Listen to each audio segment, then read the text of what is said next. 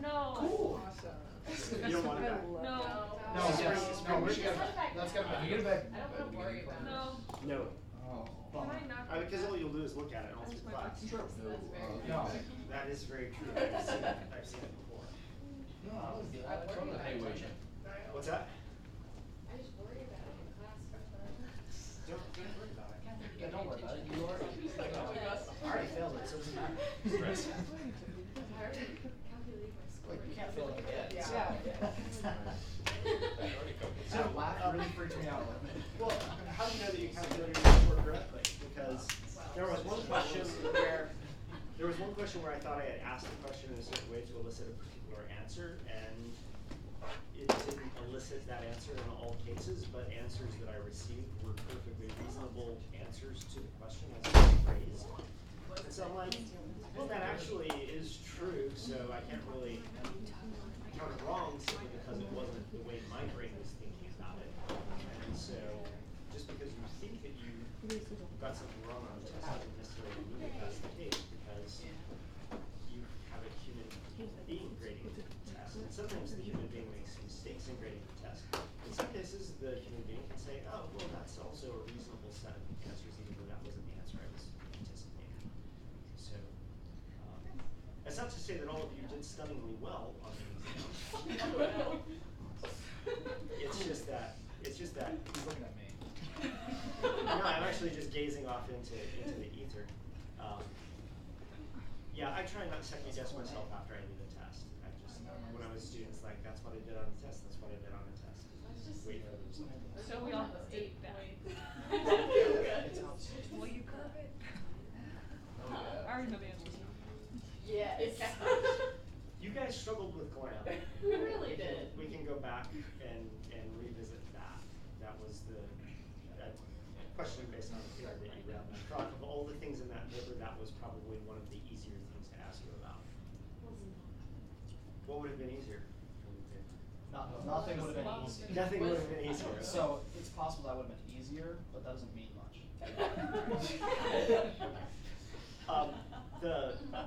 The Hextra et al. Paper, which is about natural selection in mice, I put up before spring break. It's there. It's not due until towards the end of April. I'd have to go and look at the schedule. But if you go down the schedule on Dashboard, it's in the week that it's due. So go down and grab that. Hopefully that one won't be quite as daunting as Garnell was. Have you started grading those yet? What's that? Have you started grading those yet? I've started grading them. I hope to get them back to you by Wednesday or Friday. Okay. It just depends on how my grading goes. Okay. What's next week? What's next week? Yeah, I just put it up today, so it's on there now, chapter 5. So if you've been paying attention to the daily schedule, I did have us moving to chapter 8 after we finished chapter 5 and then doing chapter 7. I was thinking about it over spring break, and I think I want to flip those two. So if you've already started reading chapter 8, that's fine, but read chapter 7 beforehand. The reason is that most of the sex linkage that they talk about in here is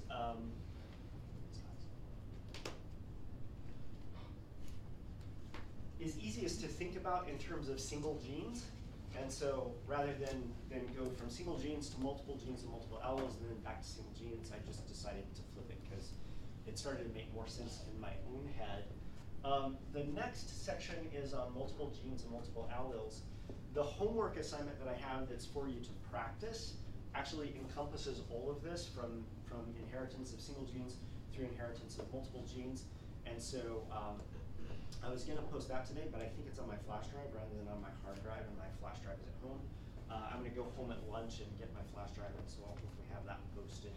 It's not terribly long, but it's just to get you in the practice of working crosses, because that's one of the skills that you should possess. Also, it gives you a little bit of practice with working pedigrees, which is one of the things we're going to talk about today in class, is working pedigrees. I realize we only met for one time since the exam. Any questions from last time, or does that all seem pretty review-ish? Any questions? All right, so we're talking about single gene inheritance, and your book makes the point that you can figure these things out with things like Punnett squares, but you can also figure these things out using probability theory. The nice thing about what we refer to as single gene two allele systems is that it makes probability theory really easy. If you have two different alleles, a dominant allele and a recessive allele, the probability of getting one versus the other should be about 1/2 if you were just using straight probabilities.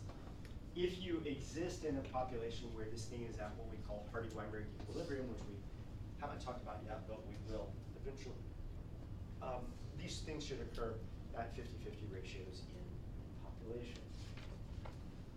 So if you want to know the probability of any set of outcomes, it's just the multiplication of the individual probabilities. So if you want to know the probability of flipping heads on a penny, heads on a dime, and heads on a quarter, the probability of flipping heads on a penny is 1/2, doing that on a dime is 1/2, doing that on a quarter is 1/2. So the probability of getting 3 heads on these 3 different coins is just 1/2 times 1/2 times 1/2, 1 out of 8. You could work all of the possibilities and show yourself, well, there are 8 possible branching diagrams to produce outcomes, 1, 2, 3, 4, 5, 6, 7, 8. Those all different outcomes comprises the entire universe of possibilities if you're flipping a penny, a nickel, a penny, a dime, and a quarter. And so one of those is all heads, and that's the way you would get that. It's one of the 8 possible universe of probabilities. So the nice thing about having 2 alleles only is that it makes the probability just like flipping a coin, so that the processes are analogous to one another. And finishing up last time, I was talking to you about how you can kind of use this to see if an outcome is very likely. And so we were doing this situation where we have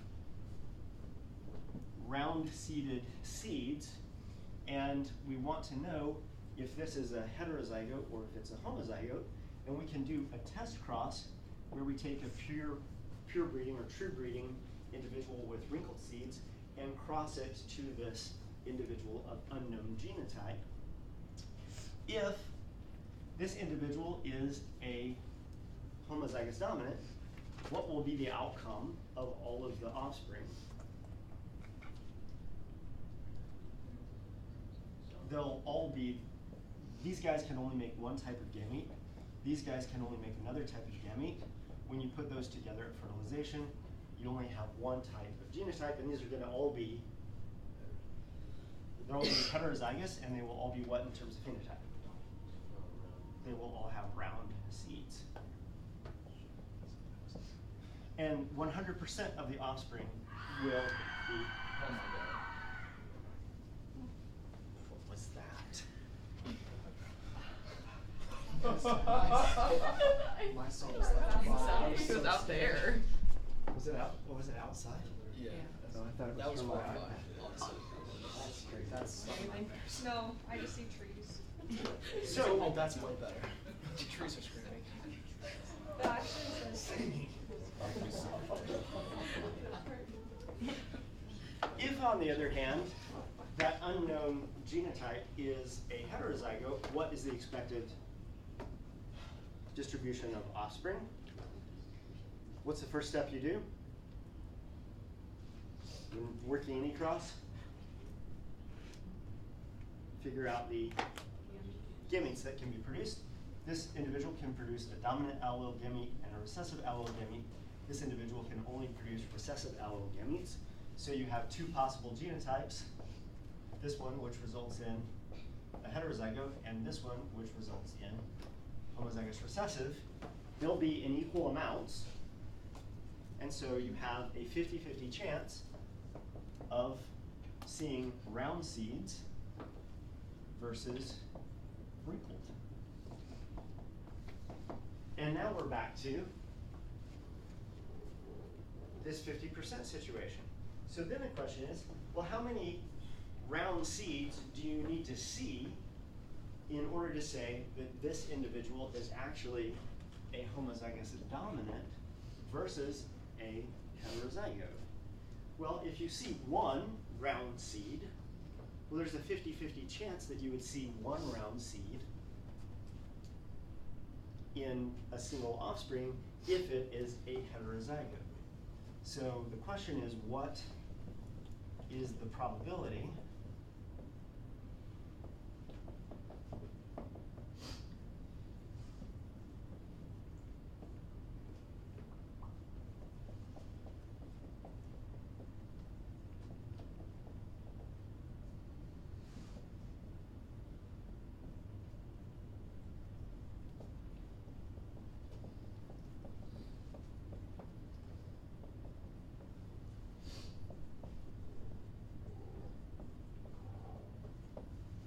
So this is the question you're asking. What is the probability of seeing X number of round-seeded offspring if the unknown genotype is actually a heterozygote? Well, the situation with only one observation is that there's a 50-50 chance, like flipping a coin.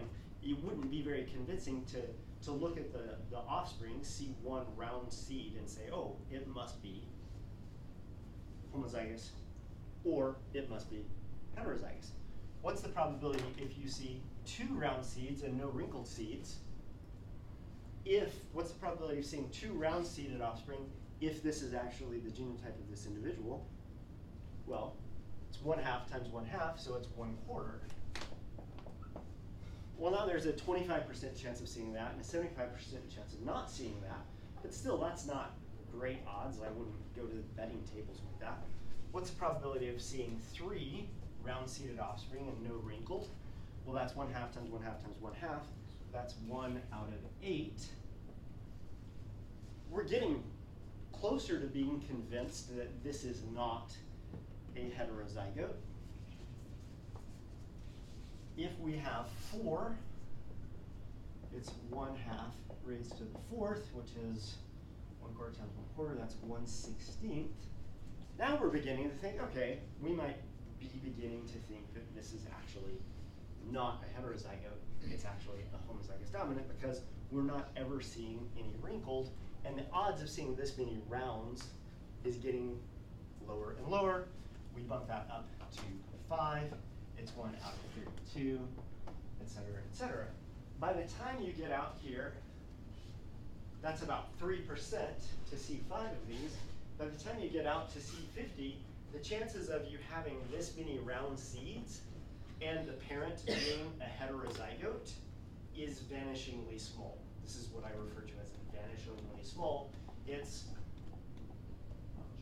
that 0.00001% of a chance of seeing this many round-seeded offspring without observing any wrinkle-seeded. Now, if you look at the first offspring and you see that the first one is wrinkled, what do you know?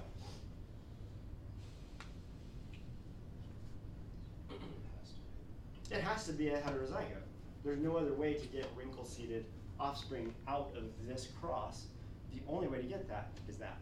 And so, while it takes a number of observations to prove that this is actually a homozygous dominant, it actually only takes one wrinkled seed to prove that this is a heterozygote. At that point, you can stop.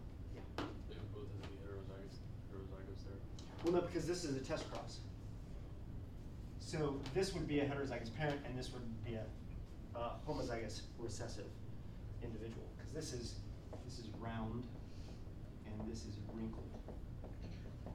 So this would be a heterozygote producing a homozygous recessive, because you're doing a test cross with a homozygous recessive. Yeah. Okay? And that's the whole reason we do test crosses, is when we don't know what the genotype is of an individual carrying a dominant phenotype.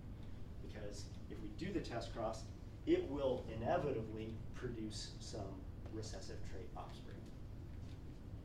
This will never produce recessive trait offspring, recessive phenotype offspring.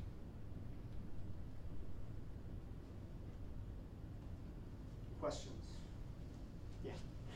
You're doing the test cross and you're using the homozygous recessive. How do you know that one's going to be homozygous recessive? Like, so you're doing it Because it has the recessive phenotype. right, but Yeah, so you know what the phenotype of this individual is, even if you don't know its genotype. Yeah. You know what this phenotype is because you can see it there, but because it's the recessive phenotype, you also know what its genotype is. And so anything that it produces that gives you wrinkled seeds, that's also homozygous recessive, because that's the nature of being recessive. Yeah. So could you like go the other way with it if you knew there was one that was homozygous dominant? Well, the problem with homozygous dominant is homozygous dominant tends to just dominate. So you can't use that for a test cross because it's going, wherever that dominant allele appears, it's going to express itself. Yeah. Does that make sense? Yeah. Yeah.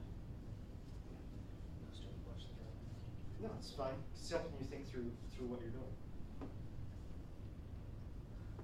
More probability. I'm actually working with Rose and Kara Bradley on a project where they're trying to get chi-squares straight in their heads, and so I sent them actually a craps game example. If you're playing craps, you win if you get 7 and 11. What are the different combinations of getting 7? You could get a 4-3, you could get a 3-4, you could get a 2-5, a 5-2, a 1-6, or a 6-1. Of the 36 different combinations of rolling 2 dice, there are 1, 2, 3, 4, 5, 6 of them that are some form of 7, and so your odds of rolling a 7 is 1 in 6. And so the total probability of any combination is 1 in 36 because there are 36 different combinations because there are 6 sides on a die, and 6 of these combinations are rolling 7s. So we've already been through all of this, so we're not going to belabor that. So the question in genetics is, how can you use these probability rules to help you figure things out? And pedigree analysis is something that's kind of old, but also is still used today in genetic counseling to basically help people figure out if their offspring are likely to have a particular condition. And so what a pedigree does is it essentially maps relationships among individuals, parents, offspring, generation 1, generation 2, you can go 3, 4, 5, 6. On a homework assignment that I have for you, I have, I think, a 7-generation pedigree that I ask you to work through. It's the gnarliest pedigree that I could find and put in a practice problem. And so you can then designate these as either male or female. Males are square, females are circles, and then whether or not they're affected by a particular trait. And if you know what the trait is in terms of it, whether it's dominant or recessive, you can plot what the probabilities are of seeing that particular trait based on the trait as it is in parents. And so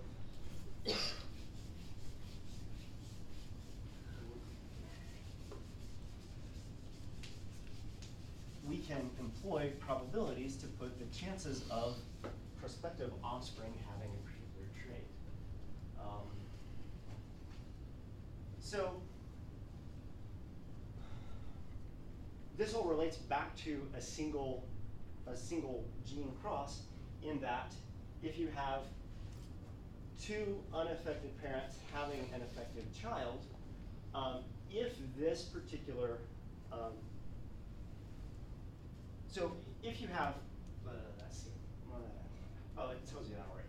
If you have 2 unaffected parents having an affected offspring, that trait is recessive because you have 2 parents, parent 1 and parent 2, that are unaffected.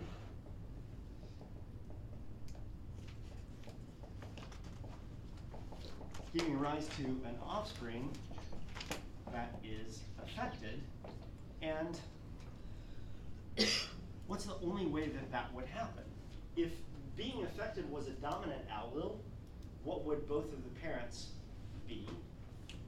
Or at least one of the parents would be.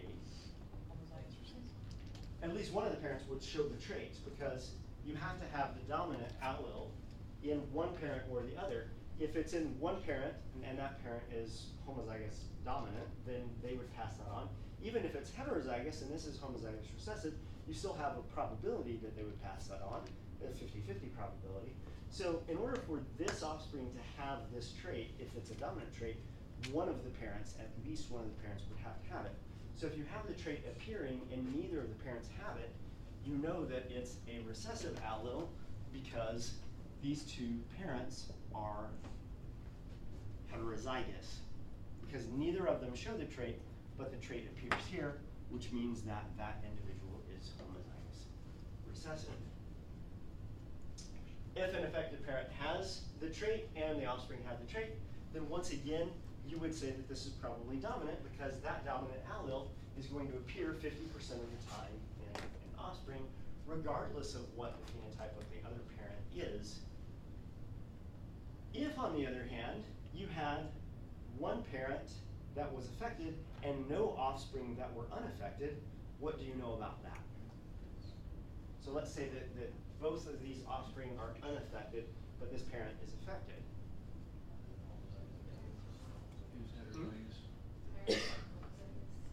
Okay, it could be that this is a homozygous recessive parent, and this is either a heterozygous or a homozygous, and the dominant allele is masking the recessive allele in both of the offspring.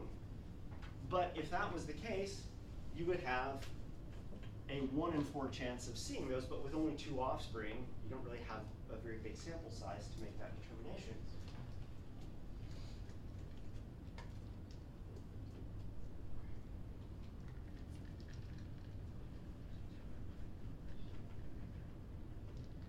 But you could also have this individual carrying a dominant allele, and so this could be a dominant allele.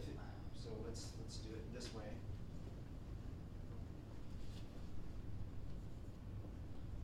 If one parent is affected and both of the offspring are not, you could have this individual being this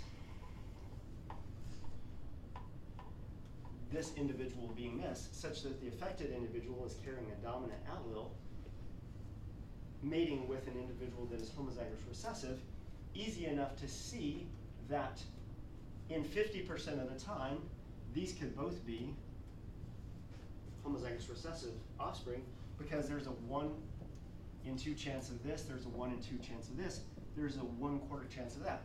There's the same probability of it being a recessive allele as a dominant allele. So in that case, it's more difficult to assign genotype to the parent because you have an equal chance of the trait being a dominant allele determined trait versus a recessive allele determined trait.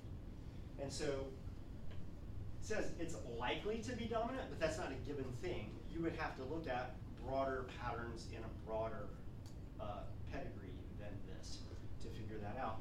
Because at this point, they're basically indistinguishable from one another. Okay? How do we know that? We know that by applying probabilities. So when you get a more complicated pedigree, how do you start with this? So this is, I think, one of the hardest things for students to do is figure out, where the heck do I start? Well, one easy way to start is a place where you know you can get an answer. Where in this pedigree can you go and get a really firm answer? The second generation. So this is second generation? My bad, first generation, Ooh, that's, I don't know, first generation. I was thinking 2 and 3 and then second, first generation. Tell me where. Somebody come up here and point out where we're gonna go. I don't care who. Would that not work? 2 and 3? 2 and 3 is not terribly informative. Why not? I don't know. You don't know anything about where 3 is coming from. What's that, Rose? You don't know anything about where 3 is coming from. You don't know anything about where 3 is coming from. Now, oftentimes, an assumption that we make about individuals coming in from the outside is that they're usually homozygous for whatever condition they are in. That's not necessarily a valid assumption, and we'll find instances in pedigrees where we show that that assumption is wrong because of the basis of inheritance coming later. But what do we know something about? Caleb is looking at the screen and he sees the answer because it's on the next slide. Can you just start from generation, like the first one? Okay, but you can start with generation 1, individuals 1 and 2, or generation 1, individuals 3 and 4. Yeah. There's two sets of parents that have an affected child, so it's likely to be recessive. Okay, so here, with this thing here, 1, 1 and 2, and 2, 1 and 2, we know that we have 2 unaffected parents giving rise to an affected offspring, and we already know that what happens there typically is you have 2 heterozygotes giving rise to a homozygous recessive, and so that's a pattern in pedigree that usually says that this individual is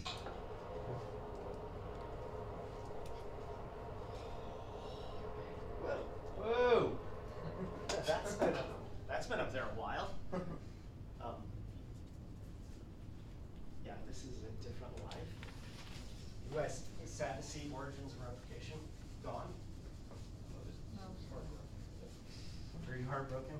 Oh, yeah.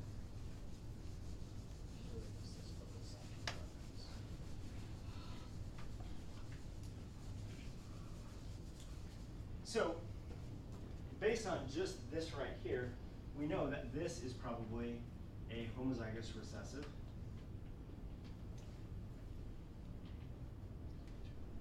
Well, the only way to get this homozygous recessive phenotype out of 2 parents that don't have that phenotype at all is for these to be heterozygotes.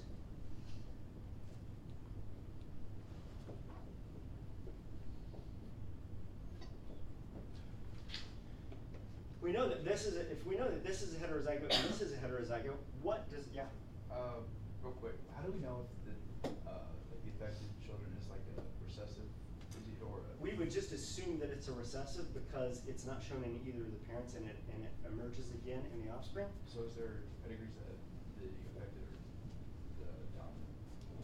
Yeah, but if the affected trait is a dominant trait, what would we expect to see in either of these 2 parents? To produce a dominant child, Yeah. we would expect to see at least one of them showing the dominant trait. Does that make sense? But we don't see that. Oh, I would see it. Yeah. So if these guys were both, let's just do it with round seeds. If these guys are this and this, the Punnett square looks like this.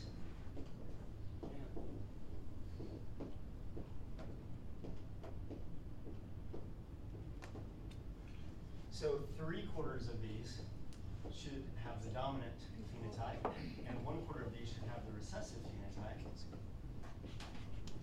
But in both cases, so if not showing the trait was dominant, there is a 1 in 4. Sorry. If not having the trait is, sorry, if having, what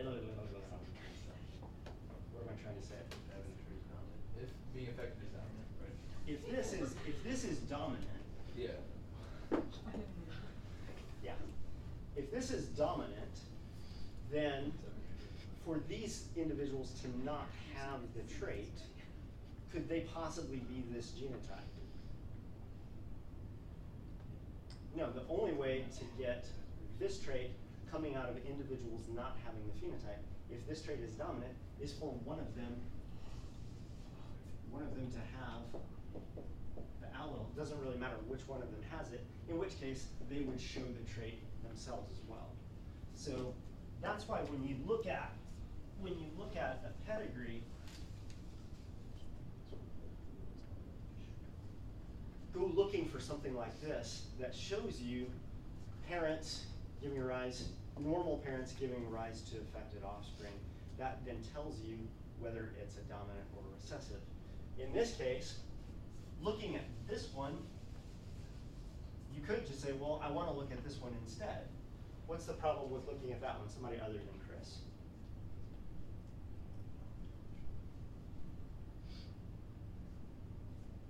The ambiguity because one of the parents is. Speak up. The ambiguity because one of the parents is affected, so. Yeah, so there's ambiguity here. So let's say that it is a dominant trait. So being affected is dominant. That means that this person has the allele. That means that this person has at least one dominant allele. But you could get this pattern of inheritance, and all you need to have is for this individual here to be hooking up with an individual who is homozygous recessive.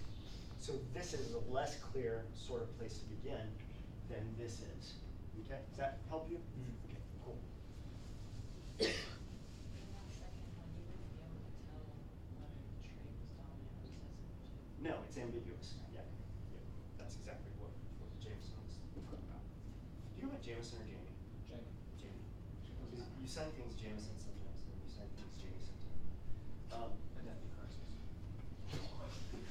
Great. So when you're approaching a pedigree, the important thing is figuring out where the heck do I start with this? And so you start with the thing that is most informative. And we have two places where this is informative. We paid attention to this one up here, but the same situation is happening right down here. So now we have two places where unaffected parents are giving rise to affected offspring. That then begins to lend weight to the idea that this is a recessive trait because of this instance and that instance. If that's the case, then we know the genotype of this individual, but we also know what here?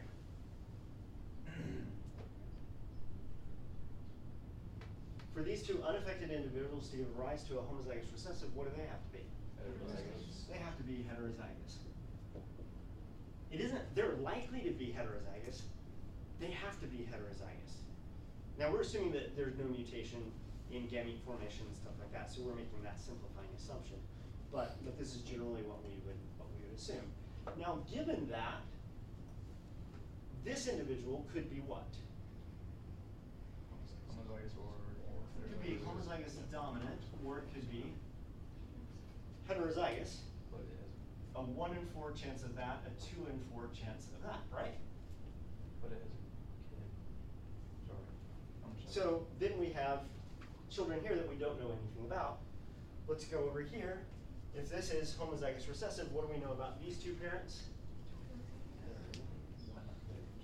They have to be heterozygous. Not that there's a likelihood that they're heterozygous, they have to be heterozygous because you need both recessive alleles to get this individual. If you know that that guy is that, you know that this guy is that, you know that this guy is that, and this guy is unknown. Oh no, that guy's not unknown. What do we know about that guy? Heterozygous, because if he was homozygous recessive, what would all the offspring be? They would be showing the dominant, nope, not the affected phenotype. If this guy were, we know this individual, this female here is homozygous recessive. If this individual were homozygous dominant, what would all their offspring be? Didn't show up at all. Wouldn't show up at all. So we do know what this genotype is because we see this offspring down here. So we can start putting genotypes, oh, and they're doing it with A's, so we'll just revert to A's. But it's basically telling you what we know. Heterozygote giving rise to a homozygous recessive, homozygous recessive giving rise to a heterozygote and a homozygous recessive. We know that this individual has to be a heterozygote. Why? Because it's not affected and it's getting no alleles from over here, no dominant alleles from over here. So this is now, we know 100%, we have 100% surety of the genotype of this individual. So if this individual is this, we would assume that this individual is either a heterozygote or a homozygote. If this individual were a homozygote, what would all of these offspring be? Unaffected. They would all be unaffected, so we know that this individual is a heterozygote also. Not a probability that they're a heterozygote, but we know 100% sure that they're a heterozygote. Otherwise, you wouldn't see this individual here. Now, if you know that, what do you know about the genotype of this individual? Could be a homozygous dominant, and it could be, or it could be a heterozygote with a 2/4 probability. Because we're unsure because they came from, that individual came from 2 heterozygotes. So basically this is the Punnett square. Oh, sorry. It's really 2/3 because what can this individual not be? Homozygous recessive. Can't be homozygous recessive, so it's actually 1/3, 2/3. 1/3 and 2/3 because this one isn't a possibility. And the same thing would be true for this guy over here. So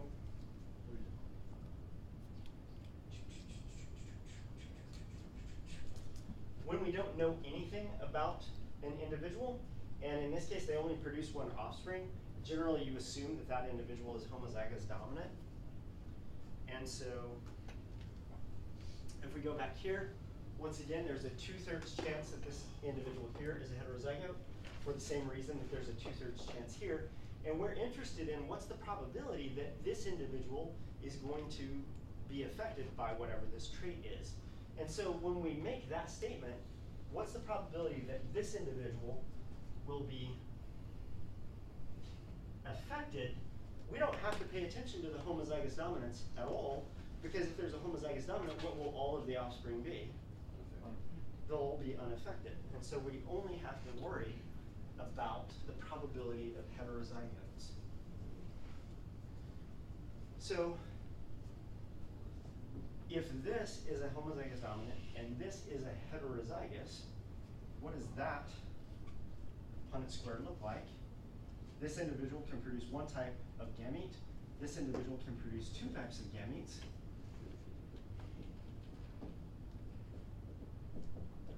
So there's a 1 in 2 chance of this individual being a heterozygote.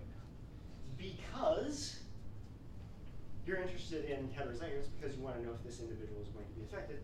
The only way that this individual can be affected is if both of its parents are at least heterozygotes, and they can't be homozygous recessive because neither of them are showing the trait, right?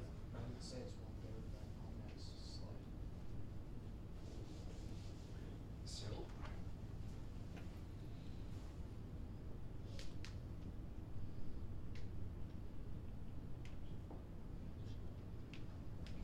Oh, recessive. Yes, I'm sure that could try that. oh, because Because you can't have recessive, that's not affected, right? because remember what happens with probabilities of independent events? They get multiplied together. So we're taking this individual and saying, what's the probability that this is a heterozygote? That's this cross times this. That's 1/2 times 2/3. It's 2/6, which is 1/3. We were going there. I just haven't gotten there yet. So there's a 1/3 chance that that individual is a heterozygote. Mr. Cotton.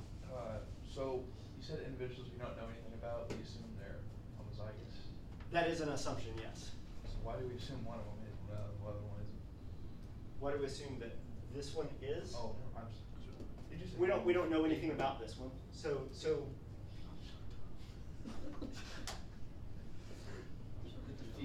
I was gonna ask the other one across, the fourth circle across from it, to the right. oh, Yeah, I figured that. why do we know that one? Yeah, Tell everybody else in case they're wondering. because we know the type of offspring it produces with the child. Exactly. So we would normally assume that it is a homozygous dominant unless there's evidence in the pedigree that tells us it's not, and we have evidence in the pedigree that tells us it's heterozygous. Yeah. Yeah. You couldn't just do a normal Punnett square for 2 and 3, the heterozygous and the homozygous, but you just multiply the 2/3 by the 1/3. I'm a little confused why. So in this case, Because you don't know anything about the. so there's a 2/3, yeah, so there's a 2/3 here and a 1/3 there. Oh, never mind. What? I didn't, yeah, okay, never mind. So we know that this is 2/3 because we have 2 heterozygotes here. And so this individual is not affected, so it's only going to be homozygous dominant or heterozygous. So that's 3 parts of the Punnett square. 2/3 of them are heterozygous. And in order to test the probability that this individual is going to be affected, we have to be paying attention to the probabilities of heterozygosity in these guys here. And so what we get to at the end is if we have a heterozygote here and a heterozygote here, and they're breeding there's only a 1 in 4 chance that they'll produce an individual that is affected, but that probability is predicated on what's the probability of these gametes appearing here and these gametes appearing here. Where do we find those probabilities? We find those probabilities right here and right here. So the probability of this individual being affected, of it being a homozygous recessive, is 1/4, assuming that that's a heterozygote and assuming that that's a heterozygote. But the probability of that is 1/3 and the probability of that is 2/3. So the probability of this individual being affected is the probability of that times the probability of that times the probability of that. 1/3 times 2/3 times 1/4 is 2/36 or 1/18. So not a huge probability, but depending on who you are and depending on what that trait is, maybe enough probability to be worried about things. This is how probability can go into predicting what might happen. Now, there's a 1 in 18 chance that they'll be affected, which means there's a 17 in 18 chance that they won't be affected.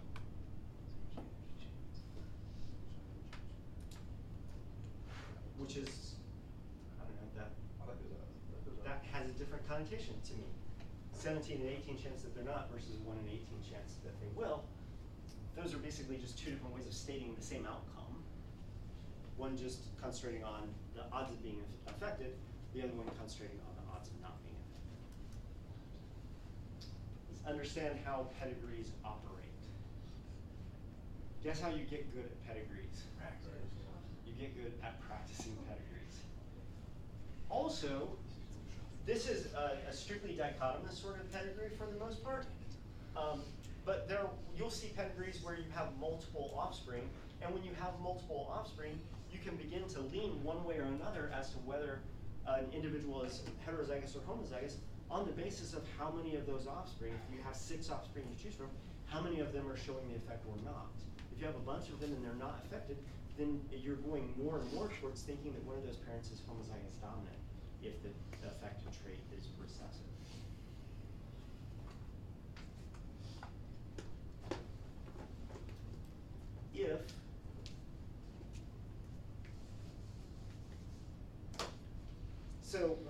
There's a 2/3 chance that this individual is heterozygous, but if this individual gave rise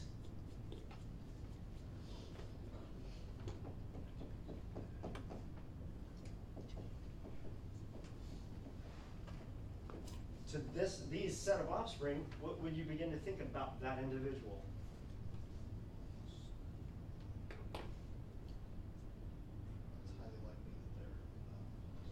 It's way more likely that this individual is homozygous recessive because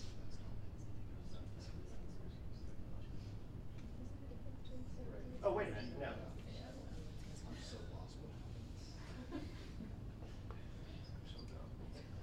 It has to be. It can't be. That's coming from that.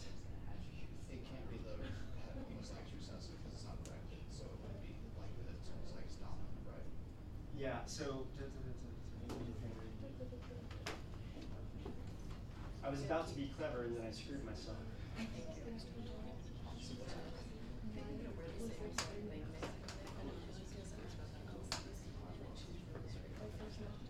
If we assume that this individual is homozygous dominant, if this is true, then what will be the situation with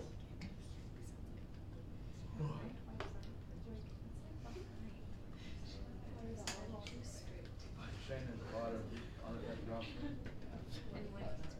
yeah, you're gonna have nothing but unaffected offspring. Yeah, yeah. I was going down a path that wasn't viable.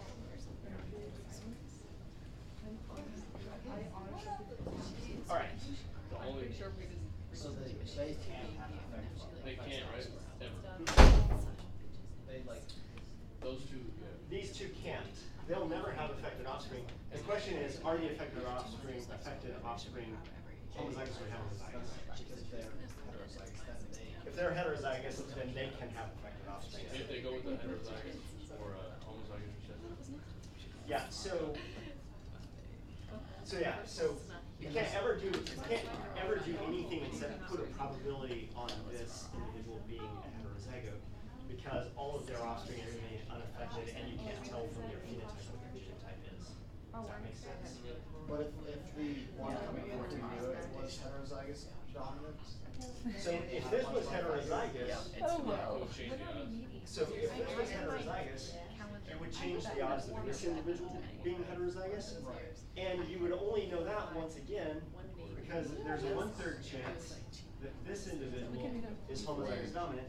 So once again, if you had all of these offspring unaffected, that's what you would expect here. If any of these were showing the trait, you would know that both of these individuals were heterozygous. Yeah.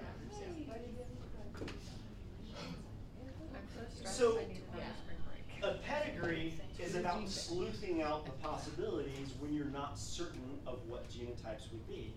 And you have to always remember that phenotype can sometimes tell you something about genotype, but it depends on whether the phenotype is the dominant phenotype or the recessive phenotype for a particular trait. If it's the recessive phenotype, then it tells you everything about genotype. If it's the dominant phenotype, then it tells you probabilities about the genotypes. And then you use those probabilities to work your way through the pedigree.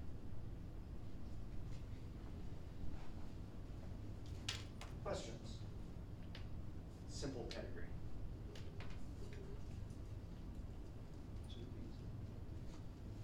It just takes, it takes practice. It's a different way of thinking through things, and once again, the way to get better at it is to practice it. So, we've been talking about these round and wrinkled peas.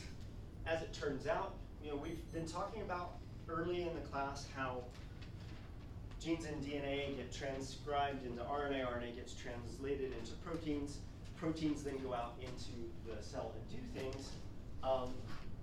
Well, what happens with round and wrinkled peas is that it affects the ability of enzyme to function. And most starch polymers are single chains like this, but you can have branched starch polymers, and these branching forms are basically accomplished by having a particular enzyme. Basically, it's an enzyme that produces what they call amylopectin, and if you don't have that enzyme, you don't make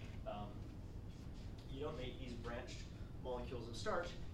Whether it's branched or not affects whether or not the seed retains moisture, and that moisture retention is what makes a round seed versus a wrinkle seed. And so when we go back to kind of the molecular genetics ideas, there's a gene that codes for an enzyme. That enzyme affects how the plant stores starch, and the way the plant stores starch affects the ultimate phenotype that we see, which is whether or not you have smooth round seeds or whether you have these wrinkly seeds. And so this is taking us back to the molecular genetic stuff that we spent the first half of the semester talking about.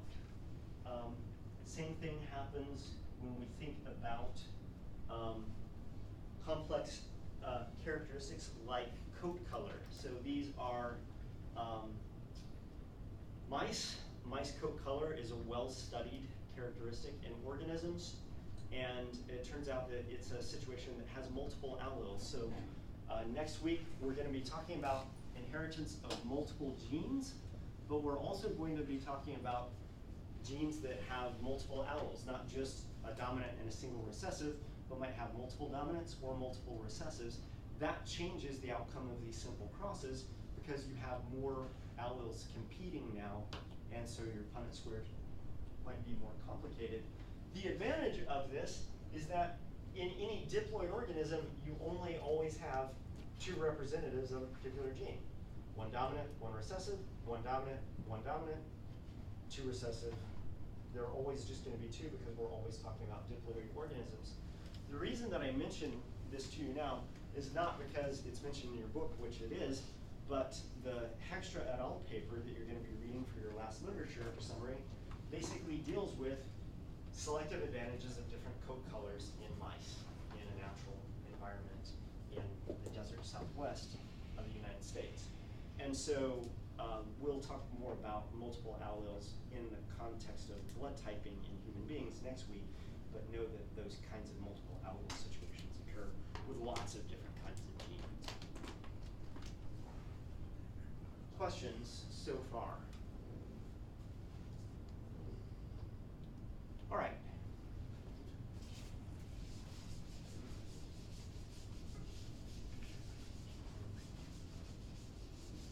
So,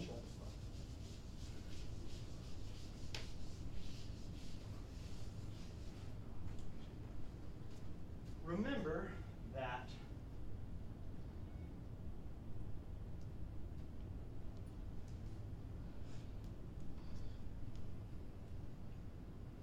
Mendel went out and he took a round-seeded plant, crossed it with a wrinkle-seeded plant, and lo and behold, he got out of that pairing all round-seeded plant.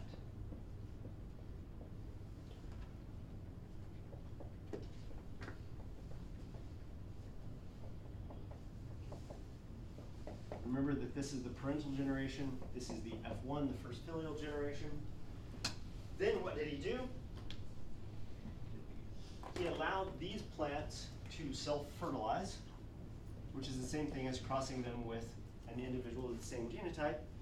Remember, this individual can produce a dominant gamete and a recessive gamete. This individual can produce a dominant gamete and a recessive gamete. If you want to do a Punnett square or any other method to figure this out, do whatever method is most comfortable for you, whether it's a branching, forked branching thing, whatever. He got a 1:2:1 ratio of genotypes. He did not call them this, but that's what they ended up being. A genotypic ratio of 1:2:1, and he got a 3:1 ratio of round seeds to wrinkled seeds. And when he did the math on all of this, he figured out that there must be these two factors, these two alleles that get partitioned into gametes. And so he figured all of this out from the observed phenotypic ratio and working backwards. And his question was, why, when I breed these two plants together, do I get a generation where I lose one of the traits, and then that trait reappears again somewhere? And the only way that he could figure out for that happening is if you have these traits being determined by two independent factors being passed down from one generation to the next. But what he got in the F2 generation, this is the F2 generation down here, what he actually got was 5,474 round seeds, and he got 1,850 wrinkled seeds.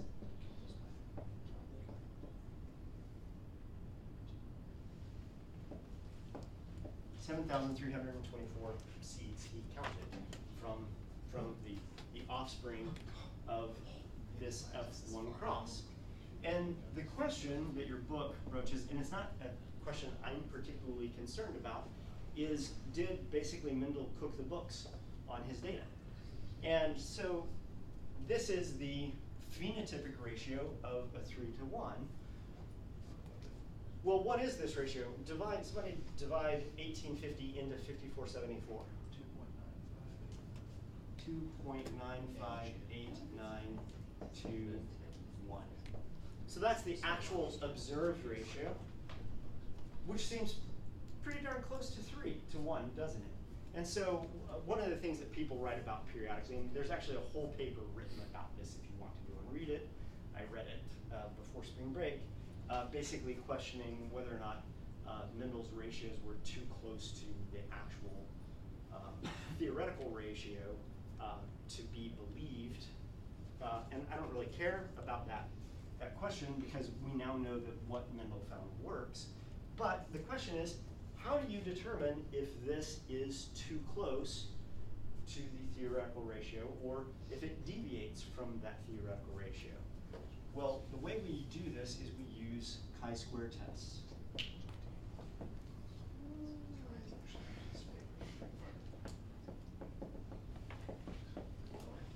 And so, what you want to know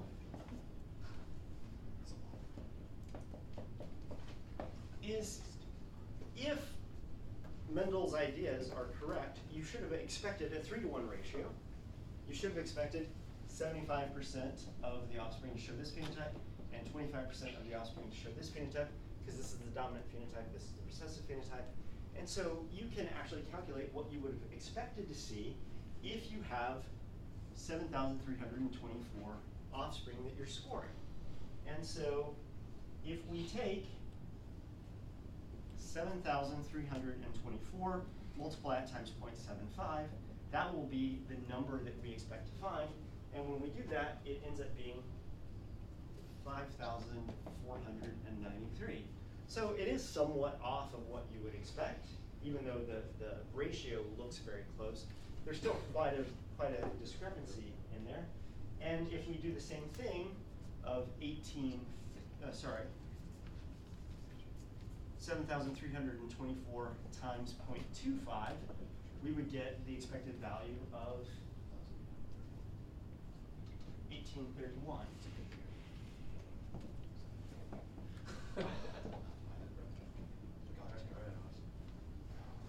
So this is what Mendel observed. This is what Mendel should have expected. The way you tell if these two distributions are different from one another is by calculating what the chi-square statistic is.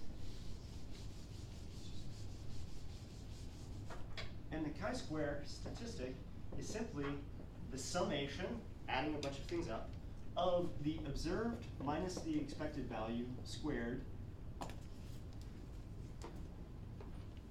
divided by the expected. And you add that up across however many categories you have. So what this basically looks like is 5474 is the observed minus 5493, which is the expected. This will be a negative deviation, which is why we square it, and then we divide that by 5493. Then we add that to 1850 minus the expected 1831, square that, divide that by 1831, which is the expected, and that sum, whatever that equals, is the chi-square statistic. I did this in my my Excel spreadsheet, and the chi-square statistic is really small, 0.26 something. Is that good or bad? 2629. We have 1 degree of freedom.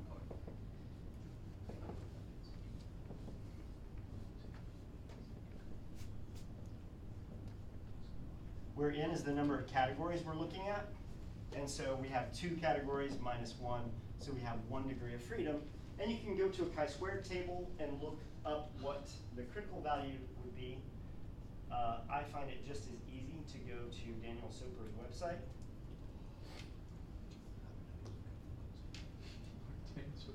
Daniel Soper is this brilliant guy with way too much time on his hands.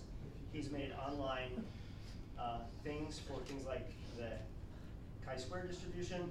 You can get the p-value for any chi-square statistic, and our chi-square statistic is 0.2629, and we have 1 paltry little degree of freedom.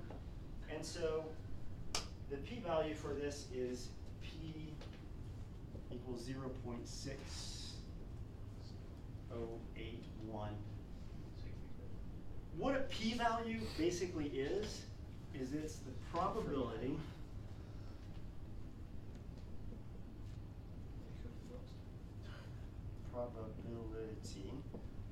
of making a type 1 error. Anybody remember what a type 1 error is? Somewhere. Cooking the books.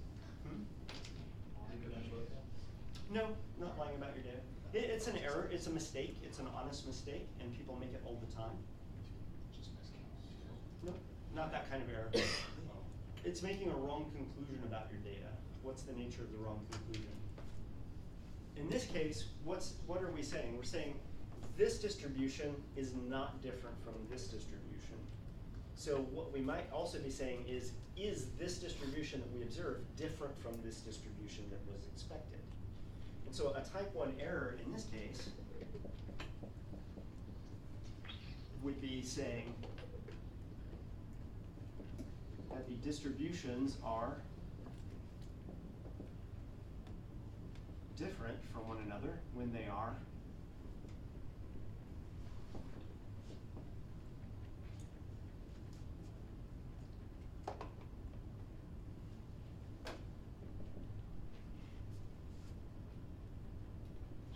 if you're trying to test to see if this is different from that, you might conclude that they are, but you could conclude that and be correct, or you could conclude that and be incorrect. So a type 1 error is when the distributions are different, when you conclude that the distributions are different when they are not different. And so this is just the probability of saying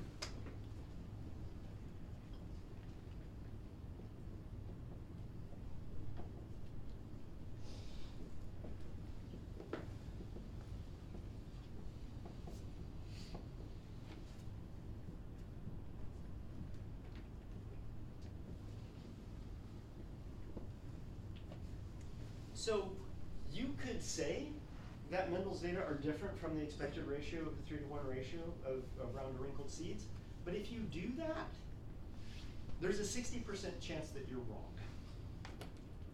Do you want to be wrong 60% of the time? No, probably not. And so this is your observed type 1 error rate. And you want that to be really small. If you think that these data are different from the expectation, you want to be pretty sure of that. You don't want to make that kind of mistake very often. And so you're looking for this to be really low. This is making the mistake 5% of the time. So if you make it less than 5% of the time, then you can be reasonably sure that the two distributions that you're looking at actually are different.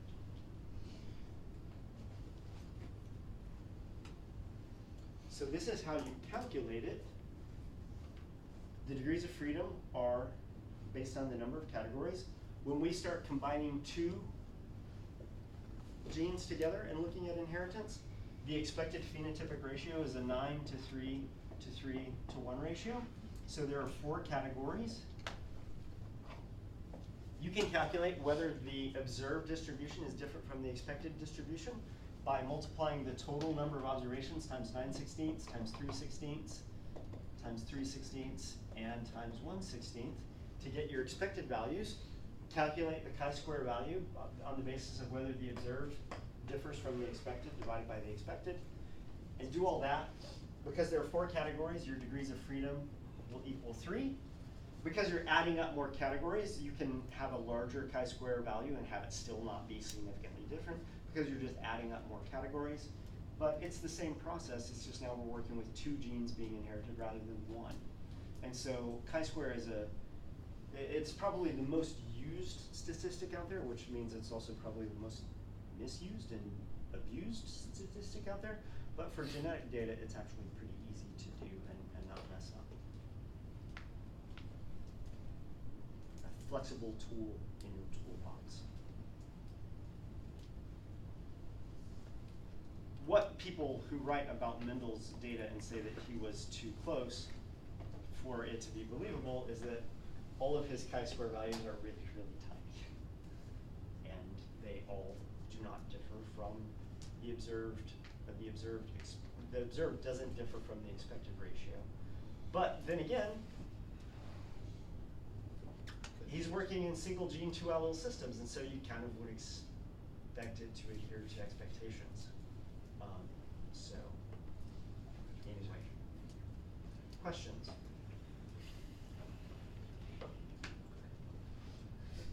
The next chapter deals with sex linkage. If 2 genes are located on the same chromosome and they get inherited together, the expectations that you would expect to find in terms of phenotypes get messed up because these genes aren't free to be inherited separately from one another. They don't assort independently because they're bound on the same chromosome, and so we start to get differences in the observed data compared to the expected, and whenever we see that, we begin to think, oh, these things are getting inherited together more often because they're linked on the same chromosome. This is what leads us to things like sex chromosomes and linkage on sex chromosomes, and it's actually ultimately what enables us to map where genes occur in the genome, because we can look at whether or not two genes tend to be inherited together or whether they tend to get inherited separately, and that becomes important for mapping. Exams. Jamie. Claire. Catherine. Grades on the last page. Chris. Kayla. Elizabeth Ellis. Rose. Brooks. There you are. Caleb. Kara. Kelsey. Jalen is not here. Bryce. Oh, sorry. Asa. Katie. Luke. Stick around for just one more minute and I'll tell you the grade distribution. Kennedy. Cole. Mason.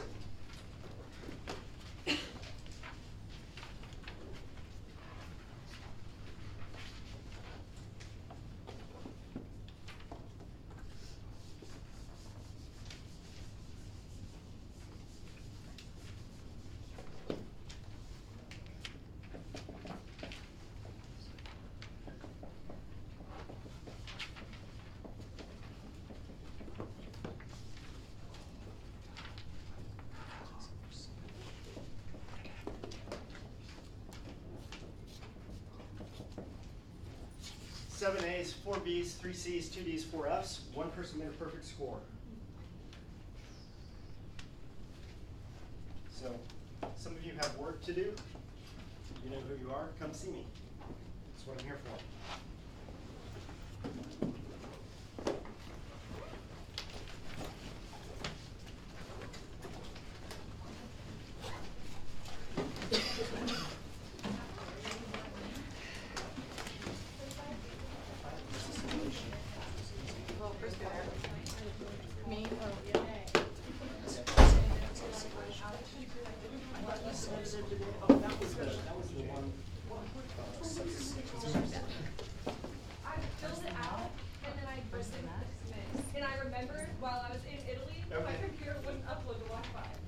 Chances are he'll still let you get it in.